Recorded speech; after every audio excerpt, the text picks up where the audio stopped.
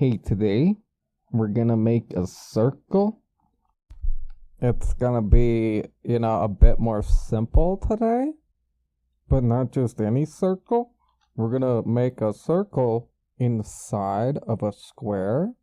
So first, you don't have to have a plane, but I'm using one. And then make a circle, or, a disc. And then I'm just gonna, move it to the side so my brain doesn't explode. Alright. For this example, we're gonna use 8 segments. But, if you already have a circle, just try to at least make sure that your square piece has enough, subdivisions so you can connect your circle. And then if you're in edge mode, you can control drag, and extrude the edges out and then scale them so they're all flat and stuff. So that's one way to make a hole or, a circle inside of a square.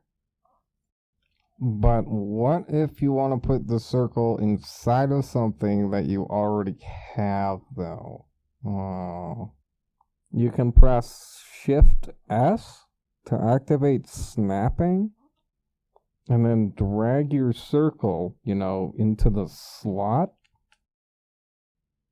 And then go into face mode or whatever, And then just delete some, space for your circle. And then go back into regular mode. And then hold shift and then click both your objects. Alright. And then right click and then click connect objects and delete. And something I usually like doing, you can press UL to select a loop. And then press L again. And that lets you move the pivot point around. And then press Shift S to enable snapping, and then you can drag your pivot point onto the points, and then press L again, and then if you still have your loop selected, you can scale it, so it'll be nice and flat. And then go into edge mode, and then you can right click and go to bridge, or you can just press B on the keyboard. And then just click and drag on edges and you should be able to, It should make the tiny shapes for you. Blender has something like this, but I don't know what it's called. But you could, it's the same concept. And then if you're going for the super round circle, you can add a subdivision surface modifier.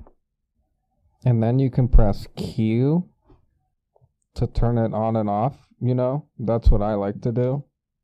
And then if you want to make your corners sharper, you can press KL and you can add edge loops. And then the closer you put it to the corner, the sharper your corner is. Sometimes you might run into this problem though, where it's supposed to be smooth, but you don't have any edge loops.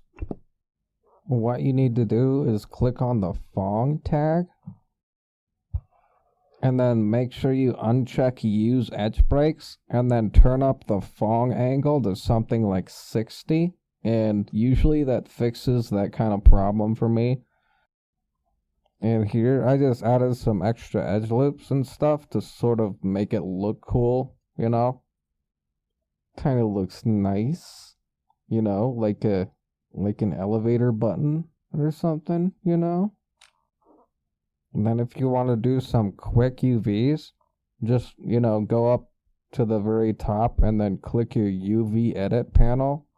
And then go into the projection tab with all your faces selected. And then I usually click frontal.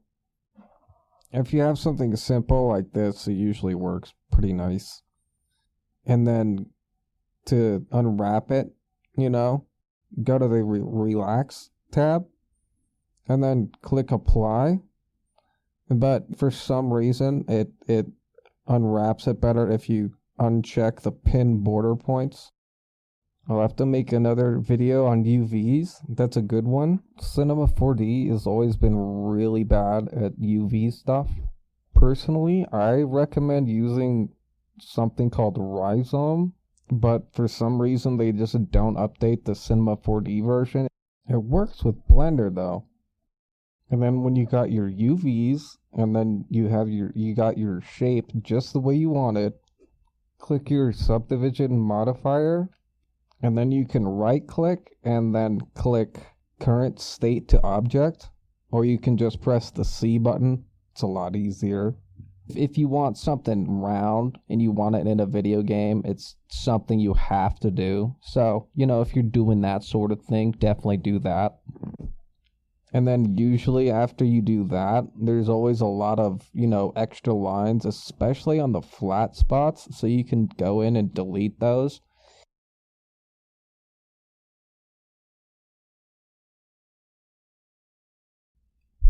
And then like right here, I usually just like to add, 1 or 2 edge loops. Because you can see that if you add more, it just doesn't do anything, to the way it like the shading. Usually you only need about 2, on, to keep the corner in check. And, that's basically it. And if it helped you out, or maybe if you just thought it was funny or something, I would appreciate it, if you could give me a thumbs up, but you don't have to. I enjoy that though. Definitely like that. And I guess I'll see you next time. Thanks for watching.